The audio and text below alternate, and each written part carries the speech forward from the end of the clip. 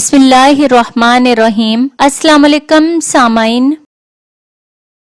حضرت علی شیر خدا رضی اللہ تعالی عنہ نے حضرت مالک بن اشتر کو مصر کا گورنر مقرر کیا۔ اس موقع پر ان کے نام ایک مراسلے میں انہیں امور سلطنت کے بارے میں ہدایات دی جو ہر دور میں مشعل راہ ہیں۔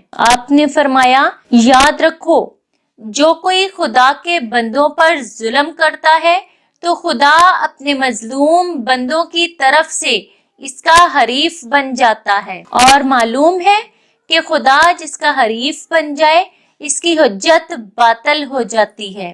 یاد رکھو خدا مظلوموں کی سنتا اور ظالم کی طاق میں رہتا ہے، اور یہ بھی یاد رہے کہ خاص الخاص لوگوں میں وہی تمہاری نگاہ میں سب سے زیادہ مقبول ہوں جو زیادہ سے زیادہ کڑوی بات تم سے کہہ سکتے ہوں، ان کاموں میں تمہارا ساتھ دینے سے انکار کر سکتے ہوں جو خدا اپنے بندوں کے لیے ناپسند فرما چکا ہے۔ اہل تقوی و صدق کو اپنا مصاحب بنانا، انہیں ایسی تربیت دینا کہ تمہاری جھوٹی تعریف کبھی نہ کریں، کیونکہ تعریف کی بھرمار سے آدمی میں غرور پیدا ہوتا ہے جسے اللہ پسند نہیں کرتا۔ سامعین، اگر قول علی رضی اللہ تعالی عنہ پر آج کے حکمران عمل کر لیں تو اپنا اور عوام کا مستقبل تباہ ہونے سے بچا سکتے ہیں۔ سامعین، سن رائزز پر ایسی ہی مزید معلوماتی ویڈیوز دیکھنے کے لیے ہمارا چینل سن رائزز سبسکرائب کریں